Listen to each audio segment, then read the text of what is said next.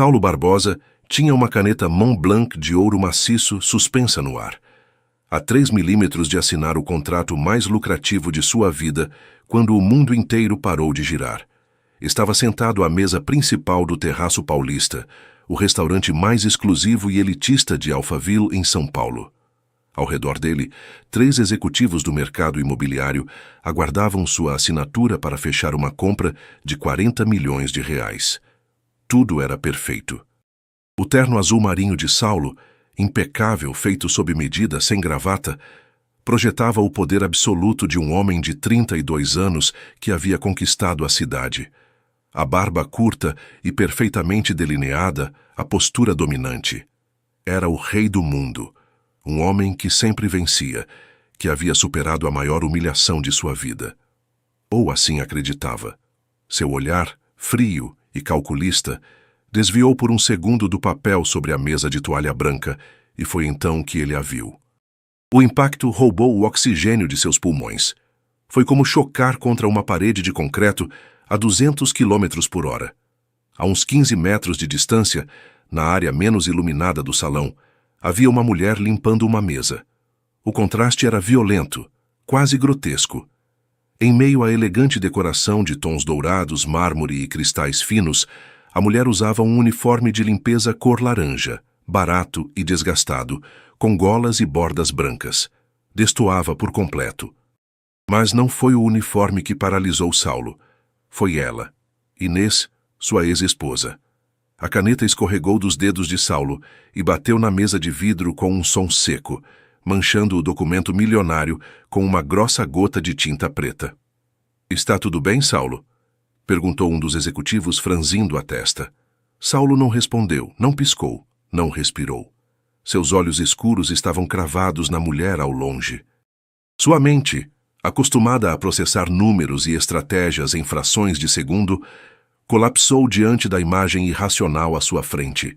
9 meses atrás, Inês Souza, a mulher que ele amava com uma devoção cega, havia atirado os papéis do divórcio no seu rosto.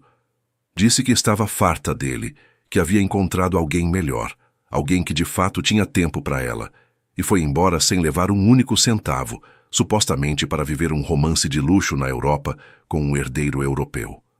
Saulo passara quase um ano odiando-a, engolindo o veneno da traição, afogando a dor no trabalho, até se tornar um magnata de aço, frio e intocável. Mas a mulher que estava a 15 metros dali não estava em Paris, não estava coberta de joias nem vestindo alta costura. Inês esfregava a madeira de uma mesa com um pano branco de forma frenética, errática, como se sua vida dependesse de tirar uma mancha de molho. Seu cabelo castanho claro, que antes sempre caía em ondas perfeitas, estava preso num coque despenteado.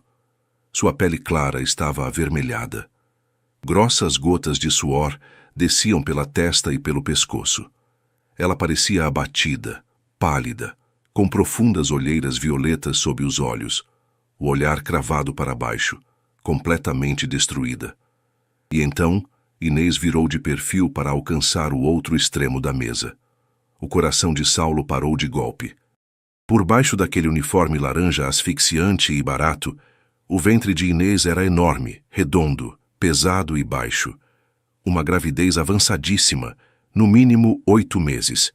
O cérebro de Saulo fez o cálculo com a velocidade de um chicote. 9 meses de divórcio.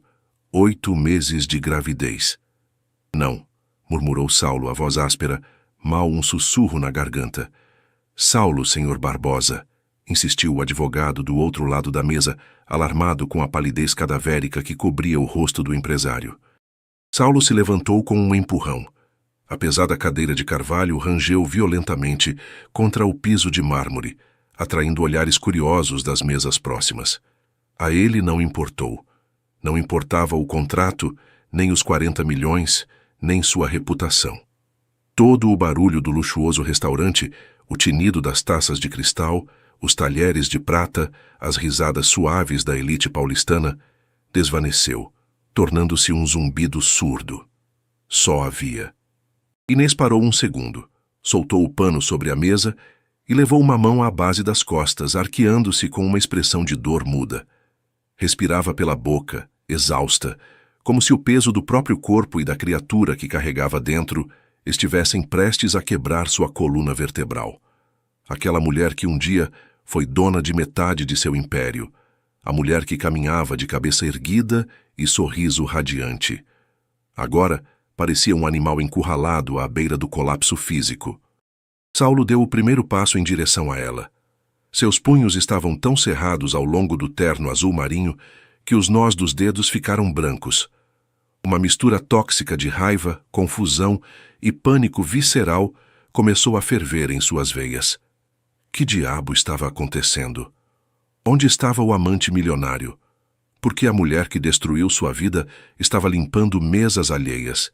E de quem era aquele filho que lhe deformava o corpo? Saulo avançou pelo corredor central, desviando de um garçom. Seu olhar sério e implacável não se desprendia dela. Ia exigir respostas. Ia destruí-la com palavras se necessário. Ia cobrar cada noite de insônia. Mas antes que pudesse chegar, outra figura se interpôs na cena, bloqueando o caminho de Inês. Era Luiz Fontes, o gerente-geral do Terraço Paulista, um homem de 45 anos, de terno cinza impecável, com o rosto tenso e a arrogância de quem aprecia humilhar os que estão abaixo de seu status. Saulo parou a 3 metros de distância, oculto parcialmente por uma grande coluna de mármore e um arranjo floral extravagante. Estava suficientemente perto para ouvir tudo, mas fora do campo de visão de sua ex-esposa. Luiz olhou a mesa que Inês acabara de limpar e passou o dedo indicador pela borda de madeira. Ergueu-o no ar com nojo, como se tivesse tocado algo radioativo. A isso você chama de limpar, Souza? Sibilou o gerente. A voz baixa, mas carregada de veneno, desenhada para não interromper os clientes ricos e perfeita para destruir a funcionária. Pago para o lugar brilhar, não para você espalhar a sujeira de um lado para o outro. Inês baixou a cabeça imediatamente. Saulo sentiu um chicotaço no peito ao ver aquele gesto. A Inês, que ele conhecia jamais, em hipótese alguma, abaixava a cabeça diante de ninguém. Era feroz, orgulhosa, uma mulher que não se deixava pisar. Agora seu queixo tocava o peito num ato de absoluta submissão. Me desculpe, senhor Fontes, respondeu Inês com a voz trêmula, rouca pela desidratação. Agora mesmo passo o desinfetante de novo. É que eu me tonteei um pouco, foi só 1 segundo. Não me importam suas desculpas baratas, cortou Luiz, aproximando-se de forma intimidadora. Inês, com dificuldade devido ao enorme ventre, deu um passo torpe para trás. A semana toda você se arrasta pelo salão. Se continuar se movendo como uma tartaruga, vai para a rua hoje mesmo. Não, por favor, suplicou ela, levantando o olhar pela primeira vez. Os olhos de Saulo se arregalaram ao ver o terror absoluto no rosto da mulher que amou. Senhor Fontes, por favor, preciso deste trabalho. O aluguel vence na sexta e não tenho dinheiro para a clínica. Juro que vou ser mais rápida. Não me demita, imploro. O som da súplica de Inês atravessou o peito de Saulo como uma faca serrilhada. Sentiu o sangue latejando nos ouvidos. A raiva que sentia por ela, havia 2 minutos estava se transformando num instinto escuro, primitivo e perigoso. Queria destruir Luiz Fontes com as próprias mãos. Essa barriga que você carrega não é problema meu, Souza, cuspiu Luiz apontando para o enorme ventre sob o uniforme laranja. Não me importa se está grávida. Ninguém te obrigou a abrir as pernas. Aqui você vem para trabalhar. Se não aguenta o ritmo porque seu filho pesa muito, vai pedir esmola na rua, que é onde você merece estar. Você tem 3 minutos para deixar essa área impecável ou pega suas tralhas e vai embora. Entendido? A crueldade das palavras ecoou naquele canto do salão. Uma grossa lágrima silenciosa rolou pela face de Inês, misturando-se ao suor. Ela apertou os lábios contendo o choro e assentiu freneticamente. Sim, senhor. Entendido. Deixo impecável, murmurou agarrando o pano com mãos que tremiam de forma incontrolável e começando a esfregar a madeira com desespero, dobrando o corpo com evidente agonia. Luiz sorriu satisfeito, ajeitou as lapelas do paletó e virou-se para ir embora. Mas não foi muito longe. Uma mão do tamanho de uma bandeja se fechou em volta de seu pescoço por trás, agarrando o tecido do terno cinza com tanta força que os botões da camisa ameaçaram estourar. O gerente engasgou num arfar sufocado quando foi arrastado violentamente para trás. Deu de frente com o rosto ensombrecido de Saulo Barbosa. Os olhos de Saulo já não eram os de um empresário calculista. Eram os de um predador a um segundo de despedaçar sua presa. "Você tem algum problema com ela, lixo?" rosnou Saulo, sua voz ressoando num barítono profundo e letal, alto o suficiente para que o murmúrio das mesas próximas se apagasse imediatamente. Luiz empalideceu até a cor da cinza. Conhecia Saulo Barbosa.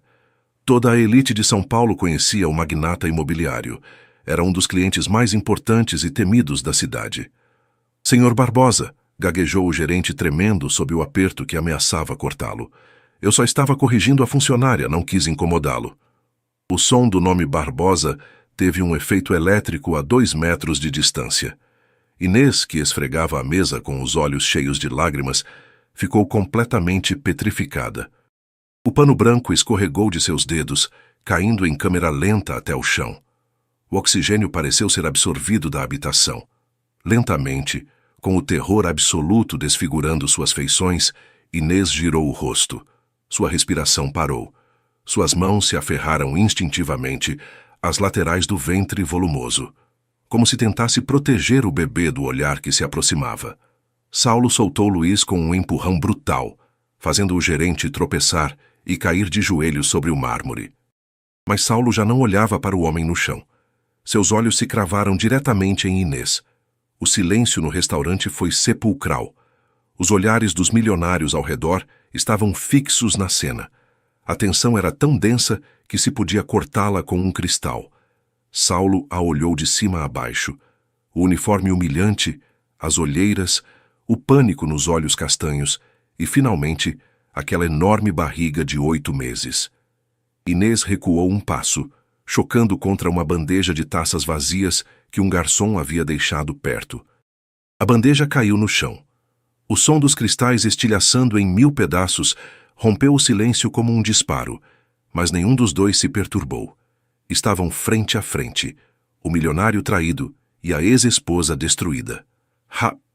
Saulo, sussurrou Inês com os lábios tremendo incontrolavelmente, recuando outro passo, querendo desaparecer, fugir, morrer, antes que ele fizesse a única pergunta que ela jurara nunca responder. Saulo deu um passo em direção a ela, esmagando os cristais quebrados com seus sapatos italianos, os olhos ardendo de dor e raiva. 9 meses. A voz de Saulo era baixa, áspera, e ressoou no silêncio absoluto. 9 meses desde que você fugiu. Saulo baixou o olhar para o ventre dela, o cálculo brilhando como uma sentença de morte em suas pupilas. 8 meses de gravidez. Inês cobriu a boca com as mãos, sufocando um soluço, recuando até que suas costas bateram na parede. Não havia saída. O muro que ela havia construído para protegê-lo da verdade acabava de colapsar diante de seus olhos. O silêncio no terraço paulista era absoluto, espesso, quase asfixiante. As dezenas de comensais milionários, acostumados a reclamar se o vinho não estivesse na temperatura exata, agora prendiam a respiração. No chão de mármore, Luiz, o temido gerente, continuava de joelhos, esfregando o pescoço avermelhado, paralisado pela violência contida que emanava do terno azul marinho de Saulo Barbosa. Mas Saulo não via mais ninguém. O mundo inteiro havia se reduzido à mulher encurralada contra a parede. O cérebro de Saulo trabalhava a uma velocidade vertiginosa, não com números de contas bancárias, mas com meses, datas, memórias que lhe queimavam o sangue.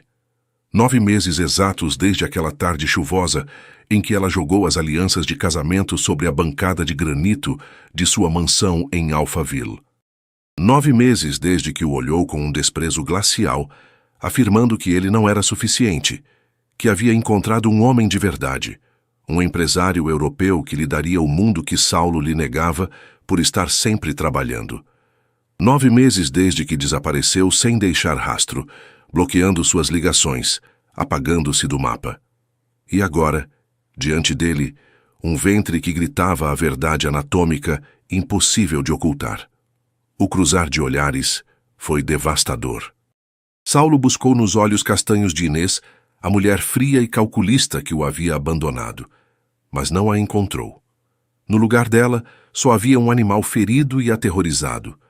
Suas mãos delgadas e ásperas, antes sempre adornadas com manicure perfeita e diamantes, agora estavam vermelhas, rachadas pelos produtos químicos de limpeza, e se aferravam ao ventre com uma força protetora instintiva.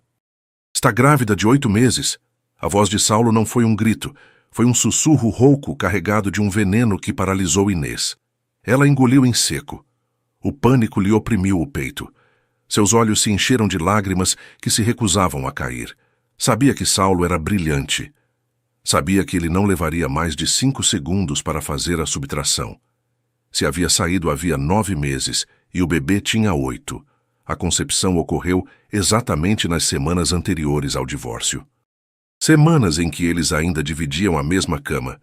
Saulo, por favor, suplicou ela num fio de voz, pressionando-se contra a parede revestida de madeira fina, como se quisesse fundir-se a ela. Vá embora. Não faça um escândalo aqui. Que eu vá embora? Saulo soltou uma risada seca, desprovida de qualquer humor, um som que fez os garçons mais próximos tremerem. Você desaparece, destrói minha vida. Me diz que vai para Paris com um magnata que vai te tratar como rainha, e te encontro limpando miséria em São Paulo, morrendo de fome e prestes a dar à luz. Saulo deu um passo à frente, encurtando a distância. Sua imponente figura cobriu Inês com sua sombra. O cheiro de sua colônia cara, amadeirada, com especiarias, atingiu Inês desenterrando 1000 memórias que a golpearam como uma marreta no estômago. As contas não fecham, Inês. Saulo ergueu a voz pela primeira vez, um rugido que ecoou no teto de pé direito duplo do restaurante. 9 meses sem te ver, 8 meses de gravidez. Quem é o pai? A pergunta flutuou no ar como uma sentença de morte. Luiz, do chão, tentou intervenir aterrorizado de perder o emprego ou o prestígio do lugar. O senhor Barbosa. Se a funcionária está lhe me incomodando, a segurança pode retirá-la pela porta de serviço imediatamente. Saulo nem sequer o olhou. Girou o rosto apenas 1 milímetro, seus olhos escuros destilando uma fúria homicida. Se você abrir a boca de novo para chamá-la de funcionária ou tentar tocá-la, juro por Deus que compro este restaurante hoje mesmo só para ter o prazer de destruí-lo com você dentro. Cale a boca e não se mova. Luiz empalideceu e se encolheu fechando a boca hermeticamente. Inês aproveitou aquele segundo de distração. O instinto de sobrevivência, ou melhor, o instinto de proteger o segredo que lhe havia custado tudo, tomou conta dela. Não podia deixar que ele fizesse perguntas. Não podia deixar que ele investigasse. Se Saulo descobrisse a verdade, os homens que a tinham ameaçado iriam atrás dele, o prenderiam ou pior. Com um movimento rápido, impulsionado pela pura adrenalina, Inês empurrou torpemente uma cadeira para o corredor, bloqueando o caminho de Saulo e correu, ou ao menos tentou. Correr com o peso de 8 meses de gravidez, num corpo desnutrido, era mais um tropeço desesperado. Ela girou nos calcanhares de borracha gastos e se lançou em direção às portas batentes da cozinha. Inês! Rugiu Saulo, a surpresa congelando-o por um microsegundo, antes que suas longas passadas reagissem. Ela empurrou as portas metálicas da cozinha com ambas as mãos. O calor dos fornos, o cheiro de gordura, carne selada e o gritaria dos chefes a envolveram. Entrou como um furacão laranja tropeçando entre os cozinheiros, derrubando uma bandeja de legumes limpos. "Cuidado, Inês!" gritou um ajudante de cozinha, desviando-se dela por pouco. "Abram alas!" O rugido que o seguiu fez as portas batentes se abrirem com violência, batendo na parede. Saulo Barbosa entrou na cozinha, ignorando as normas de higiene, ignorando o caos que deixava para trás. Seu terno de grife não combinava com aquele inferno de aço inoxidável e gordura, mas ele avançava como um tanque de guerra. Inês olhou para trás por cima do ombro, o terror injetado em seus olhos. Chegou à porta traseira de emergência, empurrou-a com todo o peso do corpo e saiu para a noite de São Paulo. O baque da porta de metal ao fechar retumbou nas paredes de tijolo. O beco dos fundos do terraço paulista era o reverso exato da moeda. Adentro tudo era luxo, música suave e perfumes franceses. Lá fora cheirava a lixo podre, umidade retida no asfalto e a fumaça asfixiante da cidade. Uma lâmpada piscava, jogando uma luz amarela e doentia sobre as lixeiras industriais. Inês se apoiou contra a parede de tijolos frios, respirando pela boca em arfadas rouca. O coração lhe batia tão forte contra as costelas que ela temia que elas se quebrassem. Agarrou o ventre com ambas as mãos, sentindo uma pontada aguda na base da pelve. O bebê se mexeu, chutando com força, agitado pelo nível de estresse e adrenalina que inundava a corrente sanguínea de sua mãe. "Calma, meu amor, calma", sussurrou Inês com a voz partida, fechando os olhos com força, rezando para que Saulo não a tivesse seguido, rezando para que a deixasse ir. Mas o destino e Saulo Barbosa nunca aceitavam um não como resposta. A pesada porta metálica se abriu com estrondo brutal. Saulo saiu para o beco. E ali a viu, encolhida junto às lixeiras, suja, tremendo, envolta naquele maldito uniforme laranja que lhe revolvia o estômago de indignação e dor. Caminhou em direção a ela com passos lentos, pesados, predatórios. Cada passo ecoava no asfalto molhado. Inês ergueu o queixo, forçando-se a construir o muro de gelo que a havia salvado 9 meses atrás. Tinha que mentir. Tinha que ser cruel. Se mostrasse fraqueza, ele cavaria até encontrar a verdade sobre por que o havia abandonado. "Vá embora, Saulo", gritou Inês antes que ele chegasse a 2 metros. "Não quero te ver, me deixa em paz." Saulo parou a poucos centímetros dela. Era tão alto que a obrigava a olhar para cima. Seu rosto estava tenso, as veias do pescoço marcadas pela raiva contida. Não havia um traço do homem apaixonado e gentil que costumava preparar o café da manhã aos domingos. Diante dela estava o tubarão das ruas de São Paulo. "Não vou a lugar nenhum, Inês", disse ele. "Não até você me dizer o que diabos significa isso." Saulo apontou com um movimento brusco de cabeça para o ventre dela. "Me explica, porque qualquer contador conseguiria somar essa conta. Você vai embora dizendo que me odeia, que tem um magnata esperando. Vai sem pedir pensão, sem levar um único centavo supostamente para morar na Europa. E 9 meses depois te encontro aqui, 10 quilos mais magra e grávida de 8 meses. "Não é assunto seu", disse Inês apertando os punhos, as unhas se cravando nas palmas. "Minha vida já não é sua." "Claro que é", rugiu Saulo, golpeando com o punho fechado a parede de tijolo bem ao lado da cabeça de Inês. O impacto fez cair pequenos pedaços de argamassa. Inês se sobressaltou, mas não desviou o olhar. "Olha nos meus olhos. Me diz a verdade. Esse filho é meu?" A pergunta detonou no beco. O silêncio que se seguiu foi interrompido apenas pela respiração agitada dos dois e pelo zumbido elétrico da lâmpada quebrada. Saulo baixou o olhar para o ventre. Sua respiração se tornou errática. Uma mistura de esperança aterrorizada e fúria desoladora cruzou seu rosto. Se aquele bebê fosse seu, se seu próprio filho havia estado limpando mesas, passando fome, arrastando-se pelo chão, enquanto ele fechava negócios milionários brindando com champanhe, a culpa o destruiria. Inês viu a vulnerabilidade em seus olhos. Viu como a armadura de empresário se rachava por um segundo. Partiu-lhe a alma.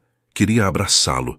Queria chorar em seu peito, manchando seu terno caríssimo e dizer que o amava, que nunca deixou de amá-lo, que vendeu tudo o que tinha de valor para pagar os extorsionários que ameaçaram fabricar provas para metê-lo numa penitenciária federal. Queria dizer que o filho era dele. Mas os capangas foram claros. Se ele souber, não só o prendemos, o matamos na cadeia. Você vai embora e some. Se falar, o bastardo não nasce. Inês engoliu o nó de lágrimas, endureceu a mandíbula e buscou forças no desespero. Seu rosto se transformou, adotando uma máscara de arrogância forçada, fria e vazia. "Não seja iludido, Saulo", disse ela, cuspindo as palavras com um desprezo que lhe queimou a garganta. "O filho não é seu, é dele. do homem por quem te deixei. Saulo sentiu como se lhe despejassem um balde de água gelada na nuca. A dor física o atravessou. Seus músculos se tensionaram até doer. Dele, Saulo soltou uma gargalhada irônica, áspera, cheia de incredulidade e ressentimento. Do milionário europeu. E onde ele está? Por que a mulher de um magnata está limpando as mesas de Luís Fontes vestida de laranja? Onde estão seus luxos, Inês? Inês desviou o olhar, incapaz de sustentar a mentira diante dos olhos penetrantes dele. Fitou as lixeiras. Ele me abandonou. Soltou a mentira de uma vez, a voz trêmula, mas mantendo o personagem. Foi um erro. Fui uma idiota. O miserável foi embora quando eu disse que estava grávida. Cancelou meus cartões e me deixou para trás. Tive que voltar para São Paulo. Tive que buscar trabalho do que fosse para não morrer de fome. Saulo processava cada palavra. Seus olhos varriam o rosto de Inês como um detector de mentiras. Observou o lábio rachado pela desidratação. Observou a postura encurvada dos ombros. Observou a vergonha em seu rosto. Então é isso tudo, murmurou Saulo recuando meio passo, como se a simples proximidade dela o contaminasse. Me trocou por uma fantasia. Foi se envolver com um idiota por dinheiro e quando ele te deixou com o problema na barriga, terminou varrendo miséria. O karma é uma fera impiedosa, não é, Inês? As palavras de Saulo foram como facadas direto ao coração.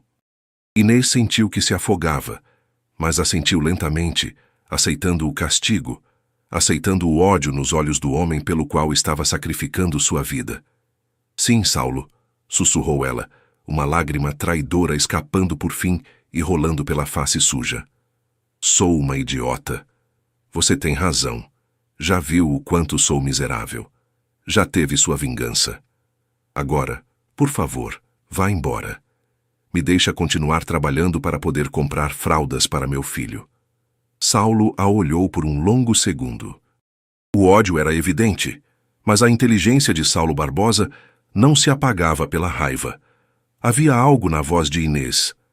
Havia algo na forma como ela mordia os dentes, na forma como seu corpo tremia não de medo, mas de dor física. As peças não encaixavam completamente.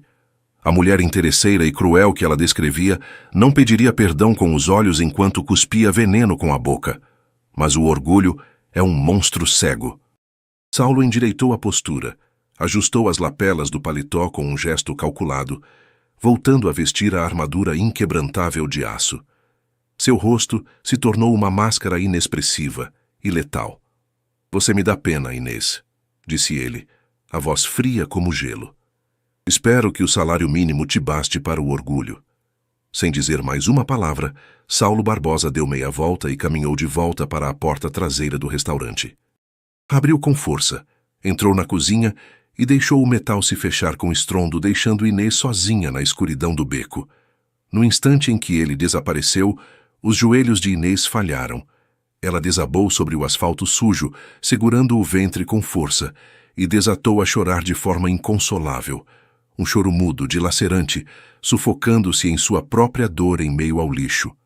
Havia salvado Saulo mais uma vez, mas dentro do restaurante, Saulo não caminhou em direção à saída. Caminhou diretamente para sua mesa, pegou o telefone e digitou um número. Seu instinto ardia como um alarme ensurdecedor. A versão de Inês era perfeita, perfeita demais para ser real. E ele ia descobrir a verdade, custasse o que custasse. Saulo Barbosa cruzou as portas batentes da cozinha em sentido inverso, deixando para trás o inferno de calor e frigideiras para reincorporar-se ao ar gelado e perfumado do terraço paulista. Seu rosto era uma máscara talhada em granito. Próximo à estação de serviço, Luís Fontes estava de pé, rígido como uma tábua, suando frio e passando um lenço de seda pela testa. Sabia que havia cruzado uma linha que poderia custar-lhe a carreira. Saulo ignorou Luís como se fosse uma barata esmagada no mármore e caminhou com passos largos e decididos até a mesa central. Os 3 executivos, que haviam ficado petrificados por 10 minutos, se endireitaram imediatamente ao vê-lo chegar. O advogado principal, um homem grisalho de terno cinza, esboçou um sorriso nervoso e empurrou o contrato manchado de tinta preta para o centro da mesa de vidro. Saulo, Que bom que volta, disse o advogado clareando a garganta, fingindo que a cena de violência física e humilhação pública que acabara de presenciar nunca havia ocorrido. Supomos que foi um mal-entendido com o pessoal. Continuamos. Aqui está a caneta. Só falta sua assinatura para fechar a aquisição do Terraço Paulista pelos 40 milhões acordados. Saulo ficou de pé diante da cadeira de carvalho. Não pegou a caneta Montblanc de ouro maciço, nem sequer baixou o olhar para o papel. Seus olhos escuros e turbulentos percorreram o teto ostentoso do restaurante, as luminárias de cristal, as paredes de mogno, e finalmente se cravaram na porta de serviço por onde Inês havia fugido. Aquela imagem não o deixava respirar. Sua ex-esposa, a mulher altiva que exigia rosas de estufa todas as sextas-feiras, escondida entre o lixo de um beco, morta de medo, protegendo um ventre de 8 meses. Algo estava podridamente errado em toda aquela equação. O negócio está cancelado, disse Saulo. Sua voz foi baixa, plana, cortando o ar como uma guilhotina. Os 3 homens na mesa abriram os olhos desmedidamente. O advogado grisalho se levantou de um salto, empalidecendo. Que, Saulo, pelo amor de Deus, levamos 3 meses negociando isso. O preço é uma pechincha. O mercado está no ponto mais alto. Você não pode recuar agora por um bate-boca com uma faxineira. Te damos um desconto adicional. O que acha? 5% a menos pelo mau momento. Saulo apoiou ambas as mãos sobre a mesa de vidro e inclinou sua grande estrutura em direção aos executivos. A ameaça silenciosa em sua postura fez os 3 homens recuarem instintivamente em suas cadeiras. Não estão me ouvindo, disse Saulo, pronunciando cada sílaba com uma lentidão gélida. Não quero o restaurante. Não me interessa mais comprar o espaço comercial.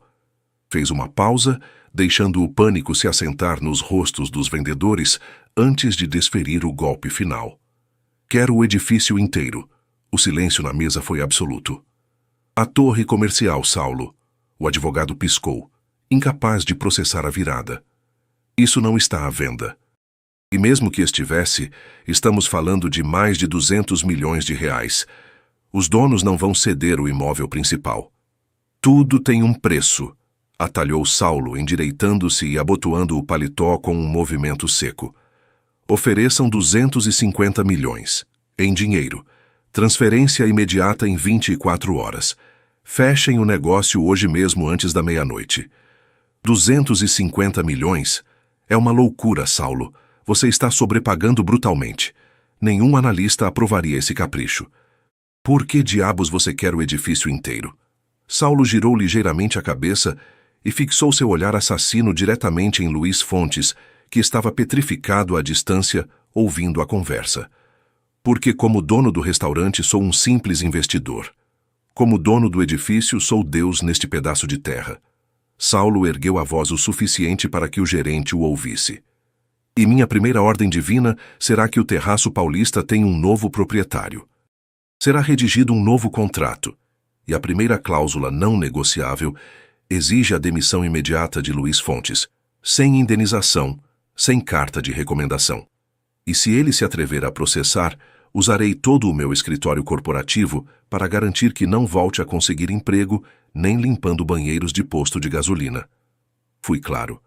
O advogado engoliu em seco, assentindo freneticamente, aterrorizado pela demonstração de poder puro e descontrolado que Saulo acabara de exibir.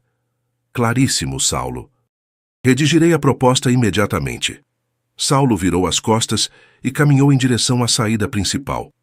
Enquanto avançava entre as mesas, sacou o celular e discou o único número que importava naquele momento.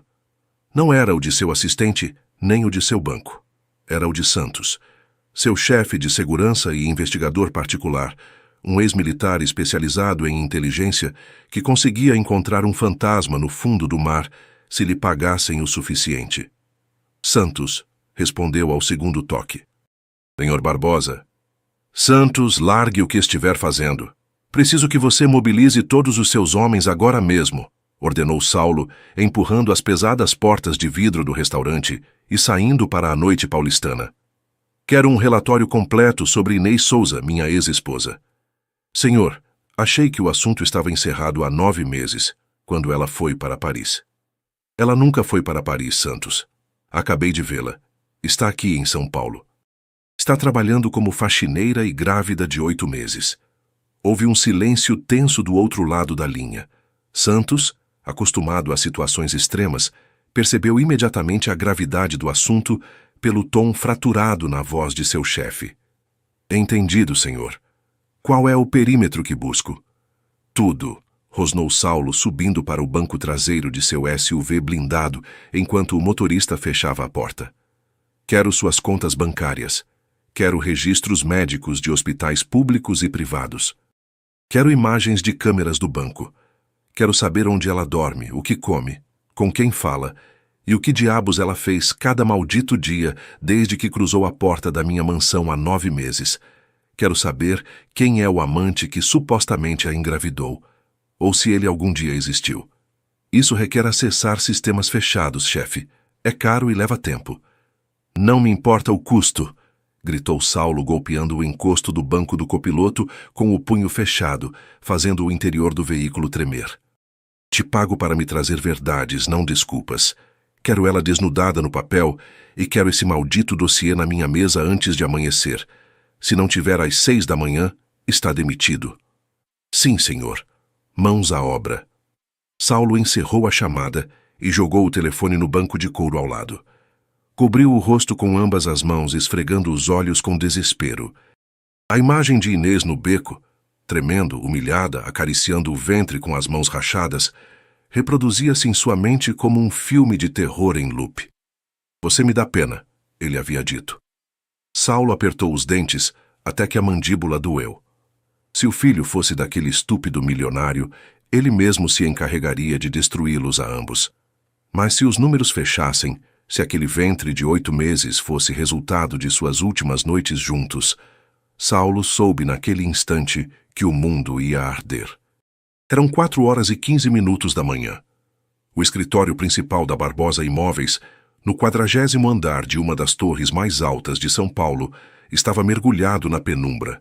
Apenas o abajur da escrivaninha de Saulo projetava um cone de luz fria sobre a enorme mesa de vidro temperado. Atrás dele, os janelões do piso ao teto mostravam a cidade dormindo, um tapete de luzes laranjas e brancas que parecia infinito. Saulo não havia tirado o terno. Há horas caminhava em círculos como um leão enjaulado, bebendo café preto que já tinha gosto de ácido no estômago vazio. O som da porta eletrônica abrindo rompeu o silêncio da madrugada. Santos entrou. Usava uma jaqueta de couro escura e seu rosto curtido por anos no exército estava incomumente pálido e tenso. Carregava nas mãos um envelope pardo grosso, abaulado, que parecia pesar 1 tonelada. Saulo parou de uma vez. Sua respiração se acelerou. Me diz que você tem tudo, Santos. Santos avançou até a escrivaninha e deixou cair o envelope sobre o vidro com um golpe seco, pesado, definitivo. Não olhou Saulo nos olhos. Tenho, senhor. Rastreamos tudo. Cruzamos dados da Receita Federal, registros do INSS, câmeras da CET e acessamos o histórico dos cartões cancelados. Tenho tudo. Saulo se aproximou da mesa, a mão tremendo ligeiramente enquanto se estendia para o envelope. Quem é o cara? Perguntou, a voz rouca, recusando-se a abrir o pacote. Quem é o europeu? Onde está escondido o covarde que a deixou assim? Santos engoliu em seco e cruzou as mãos atrás das costas em posição de descanso, adotando um tom estritamente profissional para amortecer o golpe. Não há europeu, Sr. Barbosa. Nunca houve nenhum magnata. Revisamos bases de dados migratórias e de companhias aéreas globais. Inês Souza não saiu de São Paulo nos últimos 9 meses. Não pisou nem em aeroporto. A história do amante milionário em Paris foi uma mentira fabricada. Saulo sentiu que lhe arrancavam o ar dos pulmões. Seus dedos roçaram a borda do envelope. Uma mentira, sussurrou, sentindo um zumbido agudo nos ouvidos. Então por que ela foi embora? Por que saiu de casa gritando que me odiava? Abra o envelope, chefe. As respostas não vão ser agradáveis. Saulo rasgou o papel pardo com violência. Um maço de fotografias coloridas e dezenas de documentos financeiros caíram espalhados sobre o vidro iluminado. A primeira fotografia golpeou Saulo diretamente no centro do peito. Mostrava Inês com um suéter velho e gasto, caminhando por uma calçada esburacada na região de Paraisópolis. Carregava sacolas plásticas do mercado e seu ventre já era muito evidente. Na segunda foto, Inês subia por uma escada caracol enferrujada, agarrada ao corrimão metálico com expressão de exaustão absoluta. Essas são capturas de câmeras de segurança dos vizinhos de 2 semanas atrás, explicou Santos apontando para a imagem. Esse é o endereço atual dela. Mora num quarto de azoteia de laje e cimento, 12 metros quadrados. O banheiro é compartilhado com outros 4 inquilinos. Paga R$ 1.500 de aluguel por mês e está 2 meses em atraso. Meu Deus! Exclamou Saulo dando um passo para trás, levando uma mão ao peito como se tivesse levado um tiro. Era minha esposa. Ela era dona de tudo isso. Por que está vivendo na miséria? Por que não tirou dinheiro de nossas contas conjuntas antes do divórcio? Eu nunca bloqueei os cartões dela, até ela desaparecer. Santos deslizou um extrato de conta sobre o vidro, empurrando-o em direção a Saulo. Os números estavam marcados com marca-texto amarelo fluorescente. Senhor, ela esvaziou as próprias contas pessoais 3 dias antes de pedir o divórcio. Vendeu o carro, empenhou todas as joias, inclusive o anel de noivado de 5 quilates que o senhor lhe deu. Leiloou as bolsas de grife e as roupas de marca em casas de empenho por abaixo do valor real. Reuniu em menos de 72 horas quase R$ 4 milhões em dinheiro vivo. O cérebro de Saulo colapsou. As matemáticas financeiras não faziam nenhum sentido. R$ 4 milhões e está morando num quarto de laje morrendo de fome. Isso é impossível. Em que ela gastou o dinheiro? Drogas, apostas. Santos negou com a cabeça lentamente, e a compaixão em seus duros olhos de militar foi o que verdadeiramente aterrorizou Saulo. Ela não gastou, senhor. Transferiu. Tudo, até o último centavo. Santos apontou para uma folha de transferências eletrônicas criptografadas que sua equipe havia conseguido descriptografar naquela madrugada. Aparece um depósito único de 3,9 milhões de reais para uma conta fantasma nas Ilhas Cayman. Rastreamos a conta matriz usando contatos de inteligência federal. Essa conta offshore não pertence a nenhum amante, Sr. Barbosa. Pertence a laranjas de Cláudio Neves e Charles Maia. O nome dos 2 homens detonou na cabeça de Saulo como uma bomba atômica. Cláudio e Charles, seus antigos sócios majoritários, os homens que Saulo havia descoberto cometendo uma fraude massiva na construtora 1 ano atrás. Saulo os havia expulsado da empresa numa reunião de diretoria brutal, retirando-lhes a participação e ameaçando-os com uma penitenciária federal se voltassem a se aproximar de seu império. O que Inês tem a ver com Cláudio e Charles? Saulo sentia que a habitação girava. A luz fria do abajur lhe queimava os olhos. Revisamos as câmeras de segurança do perímetro da sua mansão de 9 meses atrás, exatamente 2 dias antes de a senhora Inês pedir o divórcio. Lembra que o senhor estava numa viagem de negócios em Nova York naquela semana? Saulo assentiu mecanicamente. O suor frio começou a perlar sua testa. Santos tirou a última fotografia do fundo do envelope. Estava escura, granulada, captada por uma câmera de rua. Mas a imagem era inconfundível. Mostrava a entrada de ferro forjado da mansão Barbosa. E ali, parados diante do portão, interceptando Inês, que acabara de sair do carro, estavam Cláudio e Charles, flanqueados por 2 homens armados. A interceptaram quando estava sozinha, senhor, disse Santos a voz grave e sombria. Segundo informantes do submundo que contactei há 1 hora, Cláudio e Charles tinham em seu poder documentos falsificados e testemunhas compradas suficientes para incriminá-lo pelo fraude que eles cometeram. A evidência falsa era perfeita, Saulo. Se a apresentassem a um juiz federal, o senhor não só perdia a empresa, ia passar 20 anos numa penitenciária de segurança máxima. Os joelhos de Saulo cederam. Teve que se agarrar à borda da escrivaninha de vidro para não cair no chão. O ar não lhe entrava nos pulmões. Extorquiram Inês, continuou Santos sem piedade, destampando o poço de horror. Exigiram 4 milhões de reais em dinheiro para entregar a única cópia daquela evidência falsa e deixar o senhor em paz. Fez uma pausa. E impuseram uma condição a mais. Ela tinha que pedir o divórcio e desaparecer.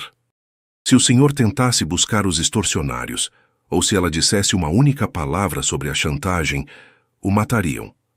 Ao senhor e a ela.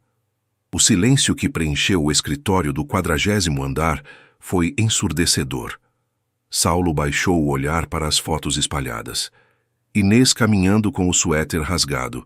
Inês dormindo num colchão no chão. Inês limpando mesas no terraço paulista para ganhar gorjetas e pagar R$ 1.500 de aluguel. Ela não o havia traído. Ela não havia ido embora com outro homem. Ela o havia abandonado para salvar-lhe a vida e o império. Havia assumido o papel de vilã cruel, suportando seu ódio e ressentimento durante 9 meses, porque era a única maneira de protegê-lo. Havia vendido até a última gota de dignidade para pagar o resgate da liberdade de Saulo. E o bebê. Oh, Deus! O bebê. Saulo cobriu a boca com a mão, sufocando um soluço gutural, um som que parecia arrancado do fundo de sua alma. Lágrimas quentes e furiosas brotaram de seus olhos escuros, caindo sobre o vidro da escrivaninha e manchando os documentos financeiros. Se não havia amante europeu, se ela nunca havia estado com outro homem, se os meses coincidiam perfeitamente com a última semana que dormiram juntos, antes que ela assinasse o divórcio. O bebê é meu. A voz de Saulo se partiu em 1000 pedaços, afogando-se em lágrimas. Esse menino é meu. Ele caiu de joelhos sobre o tapete cinza de seu escritório de luxo, segurando o peito, destroçado pelo nível de sacrifício que sua esposa havia feito. O homem mais poderoso da cidade, o empresário implacável que não sentia pena de ninguém, desabou no chão chorando como uma criança ao perceber o que havia feito. Havia humilhado a mãe de seu filho. A havia deixado sozinha num beco escuro, esfregando o ventre cansado, enquanto ele a olhava com nojo. Santos deu um passo à frente, agachando-se ao lado dele.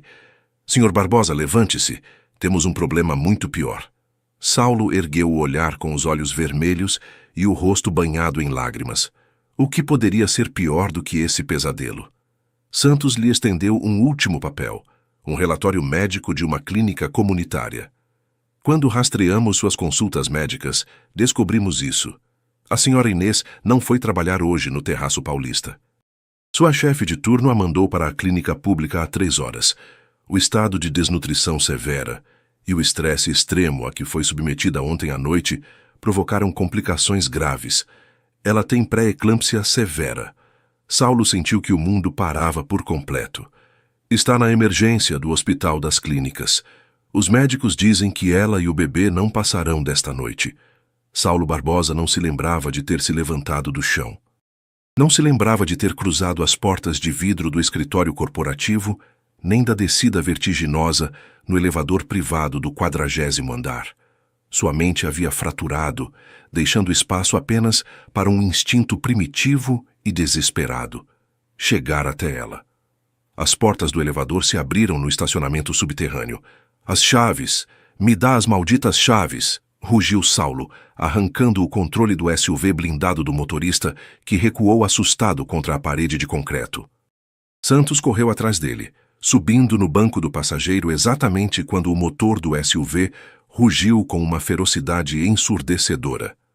Os pneus guinchearam contra o pavimento polido, deixando um rastro de fumaça negra e cheiro de borracha queimada, enquanto Saulo acelerava em direção à rampa de saída. O ponteiro do velocímetro disparou. Eram 4h32 da manhã. As ruas de São Paulo estavam vazias, envoltas na neblina acinzentada da madrugada. Saulo dirigia como um homem possuído, avançando sinais vermelhos, cruzando as avenidas principais a mais de 160 km por hora. Suas mãos apertavam o volante forrado em couro com tanta força que os nós dos dedos pareciam prestes a romper a pele. Em sua cabeça, as palavras da noite anterior repetiam-se como uma tortura implacável. Você me dá pena, Inês. Espero que o salário mínimo te baste para o orgulho. Saulo soltou um grito abafado, um som gutural que ressoou no interior da cabine de luxo. Golpeou o próprio peito com o punho fechado, tentando arrancar a dor física que lhe esmagava os pulmões. Fui eu, Santos, gritou Saulo com a voz dilacerada pelas lágrimas. Fui eu quem a empurrou ao limite. Ontem a encurralei naquele beco. Gritei que era uma lixeira. Deixei aquele gerente imbecil humilhá-la na minha frente. Ela estava me salvando a vida e eu a estava destruindo. Santos, agarrado à alça de segurança pela velocidade suicida do veículo, sacou o celular. Senhor, concentre-se na estrada. Já contactei o diretor de cirurgia do Hospital Albert Einstein. Tenho 3 especialistas particulares a caminho do Hospital das Clínicas. Tem ordens de transferi-la para a melhor suíte de cuidados intensivos do país assim que chegarmos. O dinheiro não será problema. Não me importa o dinheiro, rugiu Saulo, com os olhos injetados de sangue, as lágrimas embaçando a visão.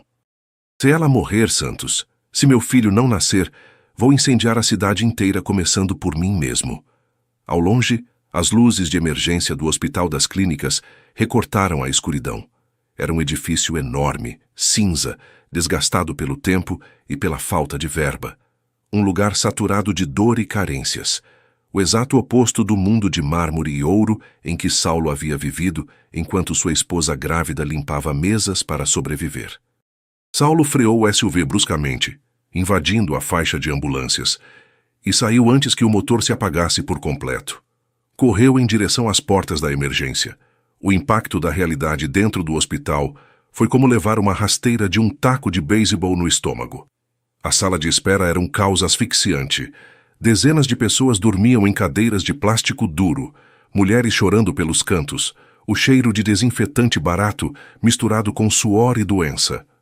As luzes fluorescentes piscando, jogando um tom mortiço sobre as paredes descascadas.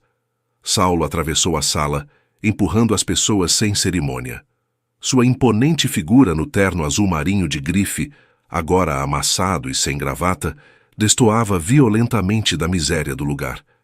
Chegou ao balcão da recepção, um vidro blindado sujo atrás do qual uma enfermeira exausta digitava num computador antigo. Inês Souza, exigiu Saulo batendo a palma da mão no vidro. Onde está? Deu entrada há 3 horas. A enfermeira ergueu o olhar irritada. Senhor, fale mais baixo, isso é um hospital. Tem que pegar uma senha e esperar. Não vou esperar um maldito segundo, berrou Saulo, sua voz ressoando em toda a sala de emergência, fazendo os seguranças na porta se colocarem em alerta. Sou Saulo Barbosa. Comprarei este hospital inteiro e a demitirei. A você e a cada diretor, se não me disserem qual leito está minha esposa nos próximos 5 segundos.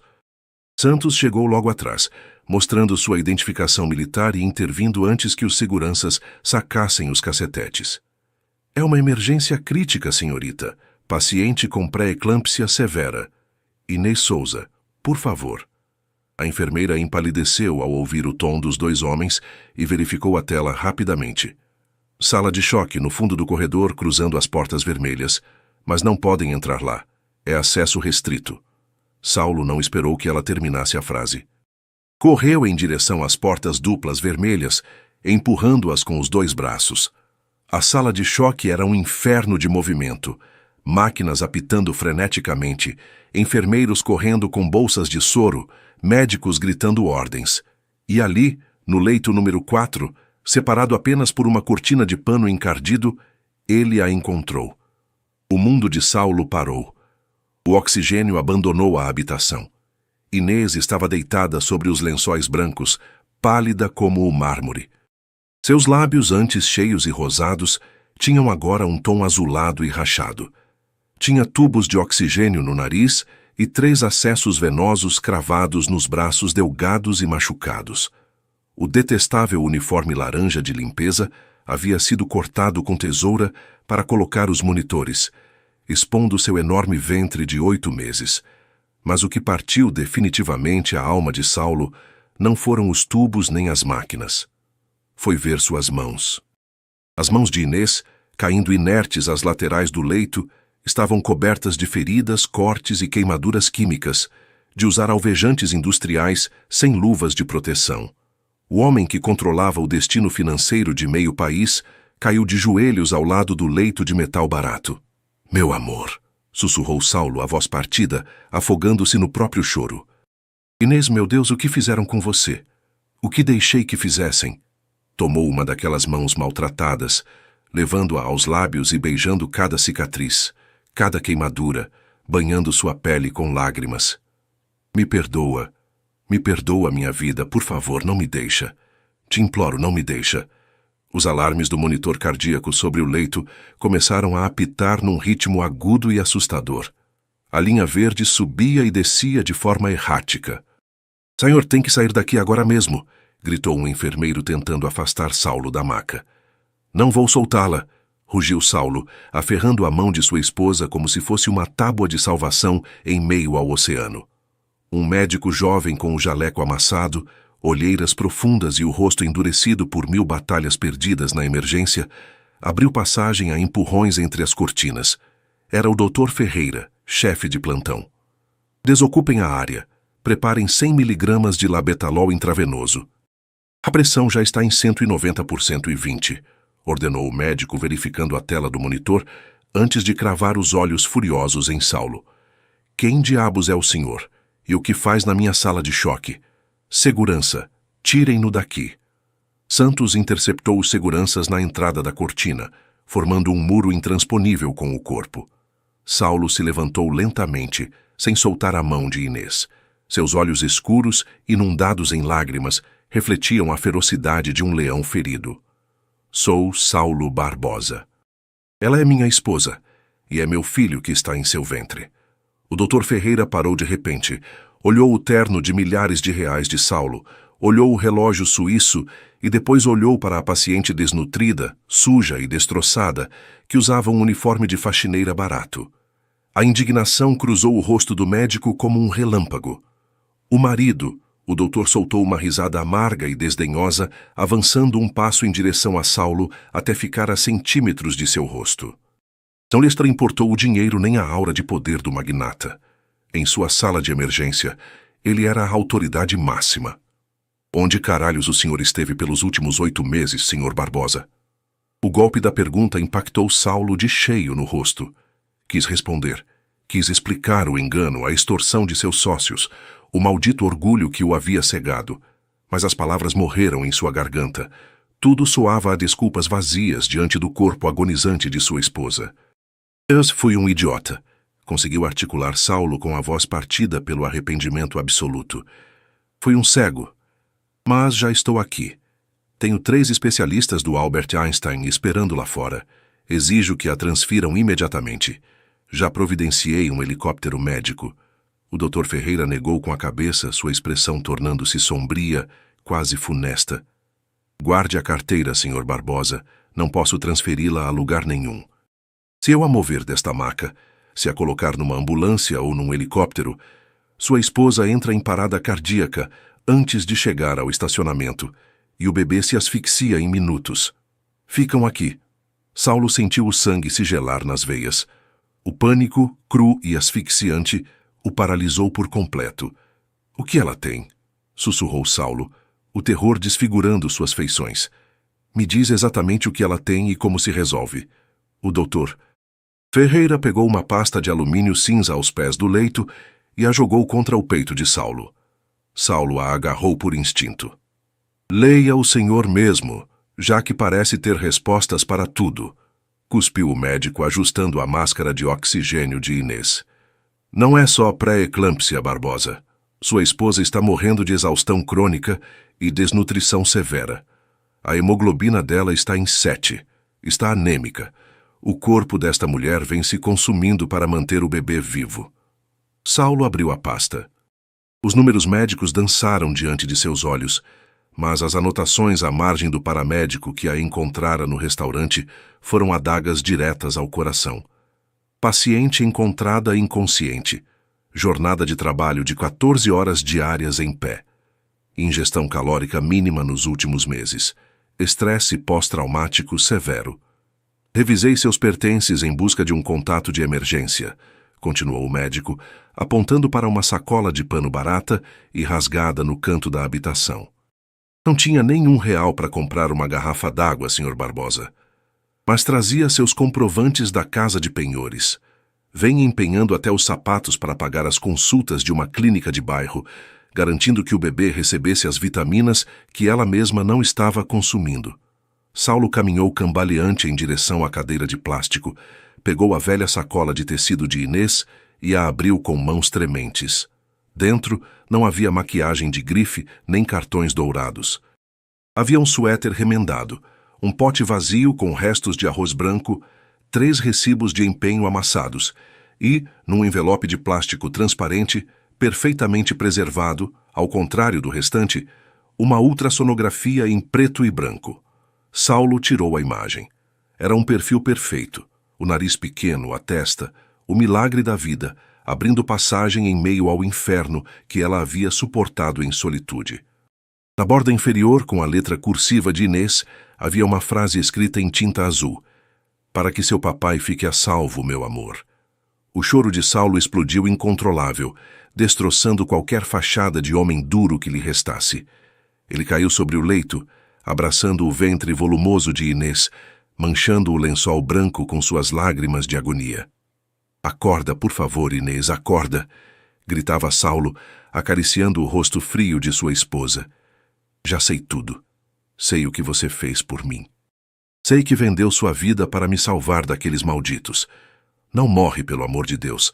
Não me deixa este império vazio sem você."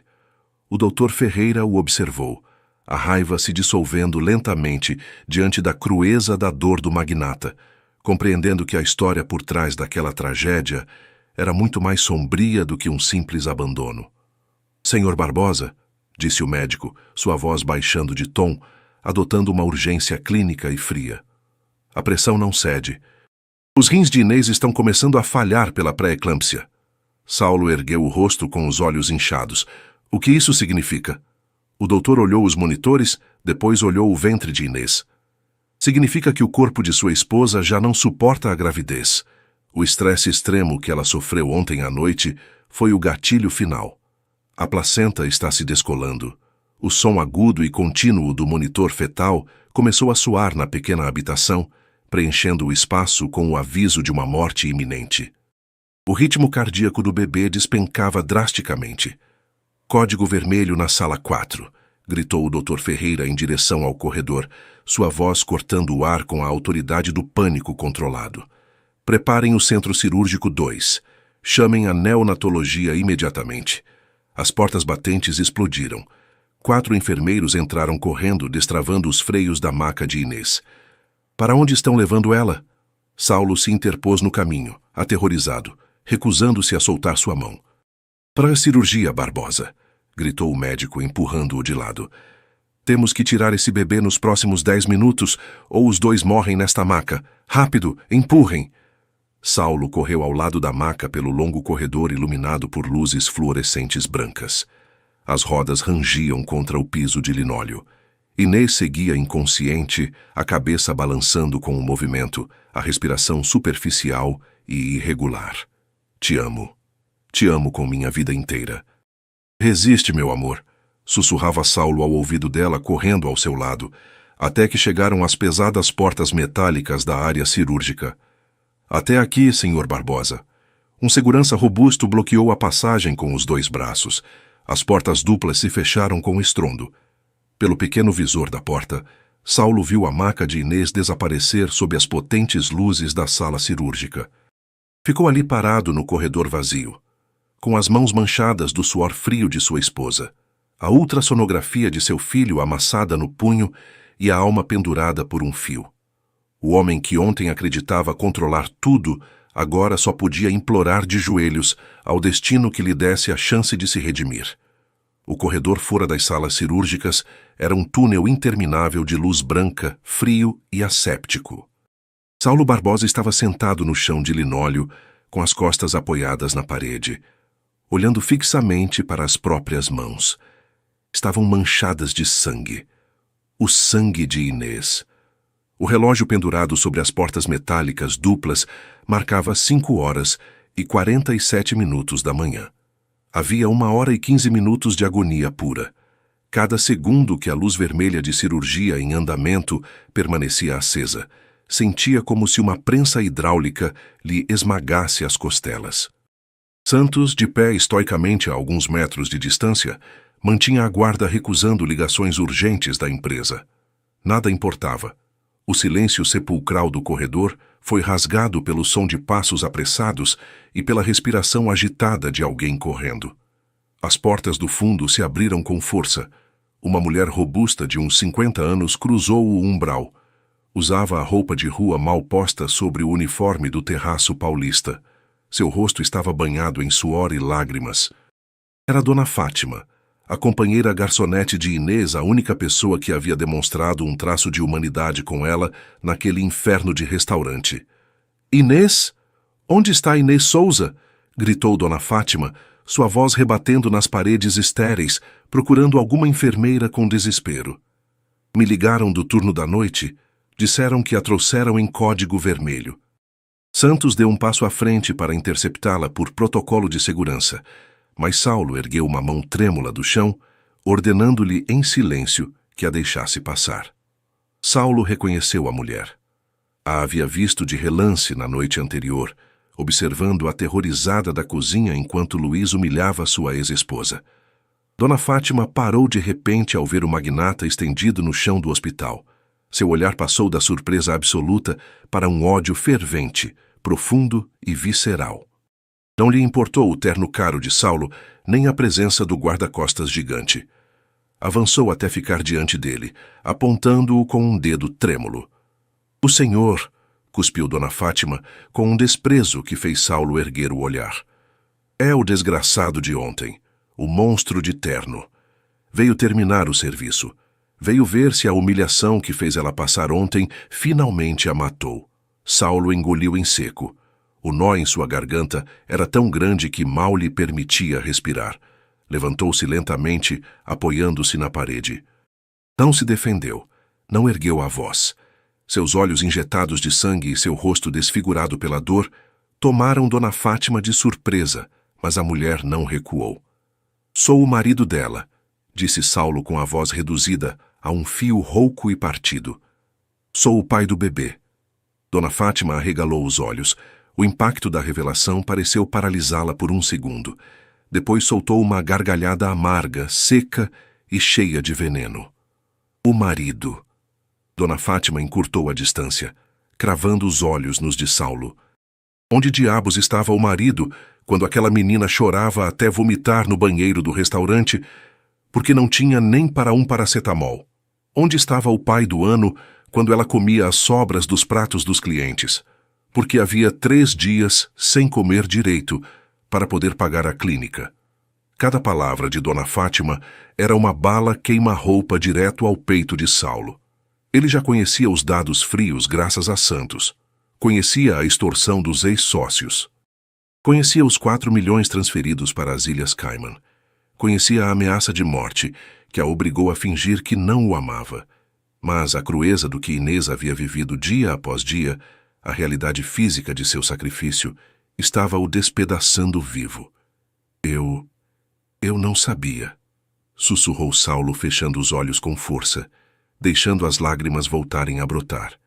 "Ela mentiu para me proteger. Achei que tinha me abandonado por outro." "Pois claro que te protegeu, pedaço de cego!" explodiu Dona Fátima, golpeando o peito de Saulo com as 2 mãos. Um ato pelo qual Santos teria quebrado pescoços em qualquer outra circunstância. Mas Saulo se deixou golpear, recebendo o castigo que sentia merecer. Aquela moça chegou pedindo emprego há 8 meses, tremendo como uma folha. Tinha terror de que uns homens de terno preto a encontrassem. Se escondia cada vez que um carro de luxo passava pela avenida. Vendeu os casacos em pleno inverno para comprar cobertores baratos. E o tempo todo, o maldito tempo todo, acariciava a barriga e sussurrava ao bebê que tudo ia ficar bem, que o sacrifício valia a pena, porque o papai estava a salvo. Saulo cobriu o rosto com as mãos, soluçando sem controle, os ombros tremendo violentamente. Eu lhe emprestei dinheiro para a passagem de ônibus, continuava a dona Fátima, a própria voz se partindo em choro. Rogava para que ela descansasse, que não carregasse as bandejas pesadas, mas ela dizia que não podia, que se a mandassem embora daquele quarto de laje, o bebê nasceria na rua. E ontem que o senhor apareceu, vi como a alma dela despencou. O senhor era o herói das histórias dela, o homem pelo qual ela estava se deixando morrer de fome, e ele a olhou com nojo, deixou Luiz tratá-la como lixo. Basta, suplicou Saulo caindo de joelhos novamente, destroçado em 1000 pedaços a testa tocando o chão frio do hospital. Por favor, já basta. Fui um idiota. Fui um covarde cegado pelo orgulho. Daria minha vida inteira neste maldito instante para estar naquela mesa de operações no lugar dela. Dona Fátima baixou o olhar para o homem mais poderoso da cidade, reduzido a cinzas pelo peso de sua própria arrogância. A fúria da mulher se transformou lentamente numa profunda compaixão. Ela se ajoelhou a meias e colocou uma mão no ombro dele. Pois peça a Deus que ela seja mais forte do que seu orgulho, Sr. Barbosa, sussurrou Dona Fátima com firmeza. Porque ontem, depois que o senhor foi embora, a encontrei jogada no beco do lixo. Estava sangrando. Me disse que não aguentava mais. Fez uma pausa. Me disse: pelo menos agora ele me odeia o suficiente para nunca mais me procurar. Já está a salvo. O som metálico das portas duplas abrindo interrompeu a sentença. A luz vermelha de cirurgia se apagou. Saulo se levantou do chão como uma mola, enxugando o rosto manchado de lágrimas, a respiração completamente suspensa. O Dr. Ferreira saiu da sala cirúrgica. Seu jaleco verde estava manchado de sangue escuro. Tirou a máscara cirúrgica, deixando ver um rosto abatido pelo cansaço, banhado em suor. Suspirou fundo e olhou para Saulo. Doutor, Saulo mal conseguiu pronunciar a palavra, o terror absoluto gelando-lhe o sangue.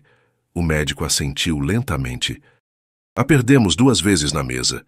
Tivemos que usar o desfibrilador. O doutor fez uma pausa, medindo as palavras diante do magnata à beira do colapso. Mas sua esposa tem o instinto de sobrevivência de um animal selvagem, defendendo o filhote. Sobreviveu à cesariana de emergência e conseguimos conter a hemorragia interna. Saulo soltou um grito abafado, apoiando-se na parede, sentindo que lhe devolviam a alma ao corpo. Dona Fátima cobriu a boca, desatando a chorar de alívio. E meu filho? Perguntou Saulo com o coração batendo a 1000 por hora. O bebê está vivo, é um menino, respondeu o doutor, esboçando um levíssimo sorriso compassivo. Prematuro, abaixo do peso e com dificuldades respiratórias severas. Acabaram de entubá-lo e transferi-lo para a UTI neonatal em incubadora. A batalha apenas começa para ele, mas está respirando, Sr. Barbosa. Sua esposa, contra todo o prognóstico médico e humano, conseguiu mantê-lo vivo tempo suficiente.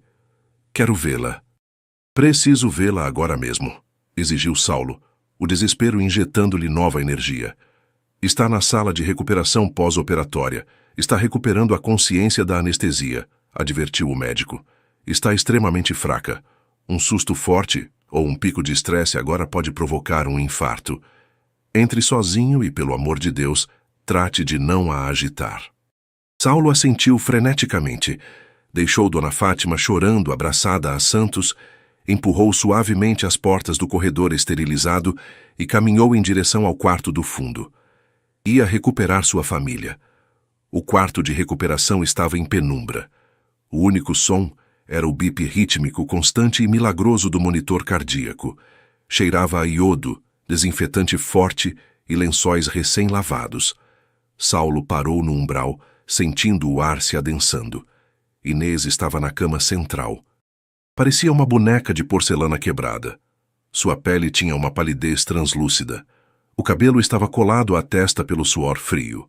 Seus braços, cheios de hematomas pelas vias intravenosas da transfusão de sangue, repousavam inertes sobre os cobertores brancos. O imenso volume do ventre havia desaparecido, deixando uma planície enfaixada que evidenciava o brutal procedimento que ela acabara de sofrer. Saulo avançou a passos lentos, aterrorizado de que o som de seus sapatos quebrasse a frágil bolha de vida que mantinha sua esposa respirando. Parou junto à grade metálica do leito. Observou o rosto que havia amado cada dia de sua vida adulta. O rosto que odiou durante 9 meses, por culpa de uma mentira fabricada para salvar-lhe a vida. O nível de devoção que essa mulher havia demonstrado era algo que ele, com todo o seu poder e dinheiro, jamais poderia pagar em 1000 vidas. Lentamente, como se suas pálpebras pesassem toneladas de chumbo, Inês começou a reagir. Seus cílios tremeram, seus olhos castanhos se abriram desorientados, nublados pelos narcóticos, buscando enfocar o teto cinza da habitação. Seu olhar desceu lentamente e se deparou com a figura de terno azul marinho parada ao lado de sua cama. O corpo inteiro de Inês se tensionou de repente. O terror voltou a seus olhos com a força de um tsunami. A máquina de frequência cardíaca começou a acelerar o ritmo drasticamente. Inês tentou se sentar, ignorando a dor aguda e dilacerante dos pontos da cesariana em seu abdômen. Não, não, sussurrou Inês, a voz soando como lixa, erguendo uma mão débil para empurrar o peito de Saulo. Javier, vai embora daqui. Calma, meu amor, calma, não se mexa. Saulo a sustentou pelos ombros com uma delicadeza extrema, obrigando-a suavemente a se reclinar sobre os travesseiros. Você não entende, soluçou Inês, respirando de forma agitada, lágrimas de pânico puro transbordando pelas faces pálidas. Vão te ver. Se souberem que você está comigo, se suspeitarem que você descobriu algo, vão te prender. Eles têm provas, Saulo. Vão te destruir. Te matam. Por favor, vá embora. Faz de conta que não existo. Me odeia, mas vá embora. O nível de sacrifício o destroçou. Mesmo agora, recém-operada, tendo estado a 1 minuto da morte, seu único instinto, seu único pensamento era protegê-lo. O magnata imobiliário, o homem que não baixava o olhar para ninguém no país, caiu de joelhos pesadamente sobre o chão do quarto. O som do impacto ressoou nas 4 paredes. Saulo entrelaçou suas mãos limpas e grandes com as mãos pequenas, rachadas e machucadas de sua esposa. Aferrou-se a elas e apoiou a testa contra a grade metálica do leito, rendendo-se por completo. Acabou, Inês, disse Saulo, erguendo o rosto banhado em lágrimas, a voz firme mas carregada de uma devoção absoluta. O inferno acabou. Eu sei tudo. Inês parou de lutar. O monitor cardíaco estabilizou o ritmo de repente, como se o coração dela tivesse pulado um batimento. O quê? Balbuciou ela sem conseguir acreditar. Sei tudo, repetiu Saulo, apertando suas mãos e beijando os nós dos dedos machucados. Conheço os nomes. Cláudio Neves, Charles Maia. Sei da conta nas Ilhas Cayman e sei dos capangas que te interceptaram no portão da mansão. Sei que você vendeu as alianças, as roupas, tudo o que tinha para pagar o resgate da minha liberdade. Sei que me deixou sabendo que eu ia te odiar, só para me salvar a vida. O impacto das palavras de Saulo desfez o último muro de resistência de Inês. A máscara gélida que havia carregado durante 9 meses de agonia e humilhação se desmoronou por completo. Um soluço primitivo, carregado de dor, solidão e alívio, escapou de sua garganta. Tinha tanto medo, Saulo, chorou Inês, apertando a mão do marido com todas as forças. Todos os dias achava que iam te machucar. Quando você me gritou ontem no beco, pensei que tinha te perdido para sempre. Nunca me perdeu. Saulo se levantou do chão e sentou-se na borda do leito, rodeando com cuidado os ombros de Inês e atraindo-a para o peito. A abraçou como se fosse o cristal mais frágil do universo. Nunca deixei de te amar nem por um segundo, mesmo quando o orgulho me cegava. Me perdoa por ter duvidado de você. Me perdoa por não ter visto que o amor da minha vida estava se imolando por mim. Me perdoa por ter te deixado cair nessa miséria. Inês enterrou o rosto na camisa manchada e amassada de Saulo, respirando o aroma familiar de sua colônia, sentindo-se a salvo pela primeira vez em quase 1 ano. Choraram juntos, agarrados um ao outro em meio àquele lúgubre quarto de hospital, purgando o veneno da separação. Depois de alguns minutos, Inês se afastou ligeiramente com os olhos injetados de pânico repentino. Suas mãos voaram instintivamente para o ventre plano. O bebê! Arfou ela aterrorizada. Saulo, meu bebê! Não o sinto. Me diz que não o perdi. Está vivo. Saulo sorriu através das lágrimas, acariciando o cabelo suado de sua esposa, olhando-a com a maior adoração que um homem poderia sentir. Nosso filho está vivo, meu amor. É um guerreiro igual à mãe. Está na incubadora se recuperando, mas está vivo e a salvo. Inês fechou os olhos e deixou a cabeça cair sobre os travesseiros, soltando um suspiro de alívio que lhe retirou todo o ar dos pulmões. Nosso filho, murmurou ela, com um sorriso exausto sulcando o rosto abatido. Saulo a olhou em silêncio por alguns instantes. O amor e a culpa se revezavam em seu interior, mas foram rapidamente substituídos por uma energia diferente, mais escura, mais fria. Os homens que haviam feito aquilo à sua esposa, os covardes que a forçaram a limpar lixo grávida de 8 meses, sob ameaças de morte, iam pagar com sangue. Não se tratava mais de negócios corporativos. Era uma guerra pessoal. E Saulo Barbosa ia utilizar todo o peso de seu império para apagá-los da face da terra. Você vai descansar agora, sussurrou Saulo, beijando a testa dela. Vai ficar forte para nosso filho. Te prometo pela minha própria vida que ninguém neste maldito mundo vai te tocar novamente. O medo acabou hoje. Inês abriu os olhos, notando o brilho assassino nas pupilas do marido. Conhecia Saulo. Sabia que o homem de aço estava prestes a desdobrar seu verdadeiro poder. Saulo, o que você vai fazer? Saulo se levantou ajustando o terno amassado, adotando uma postura que projetava um poder inquebrantável, sombrio e letal. Cláudio e Charles acham que me roubaram o império chantageando minha esposa, respondeu Saulo, sua voz ressoando no quarto vazio como uma condenação à morte. Vou mostrar o que acontece quando acordam o verdadeiro dono do inferno. A partir de hoje, sou eu quem dita as regras, e não vou lhes deixar nem as cinzas. Saulo Barbosa saiu do quarto de recuperação com o rosto transformado.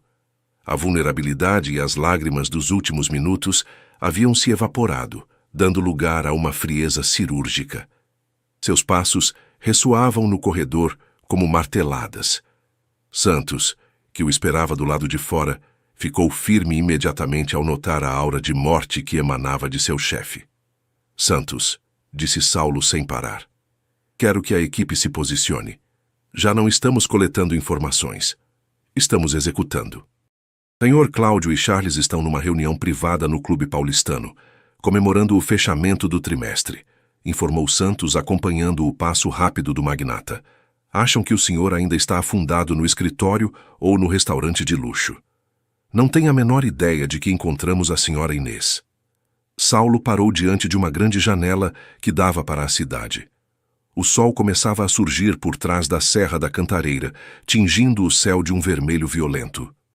Acham que me têm encurralado com as provas falsas, murmurou Saulo, a voz baixando para um registro letal.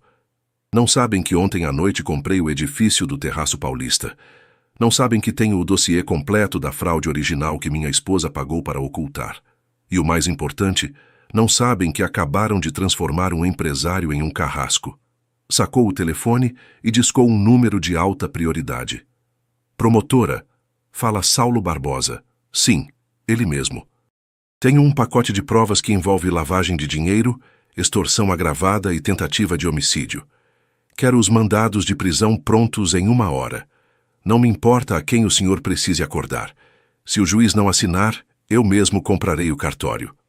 Saulo voltou à entrada da UTI neonatal antes de partir.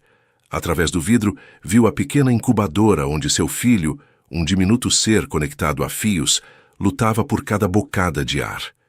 O menino tinha as mesmas feições fortes do pai e a resistência inquebrantável da mãe. Resiste, pequeno, sussurrou Saulo contra o vidro. Seu pai vai limpar o mundo para que você e sua mãe nunca mais tenham medo. Minutos depois, 3 SUVs blindados pretos saíram do hospital em alta velocidade.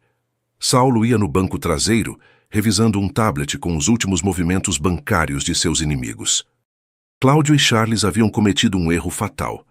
Subestimar o amor de um homem que não tem nada a perder porque já recuperou tudo. A operação foi rápida e silenciosa.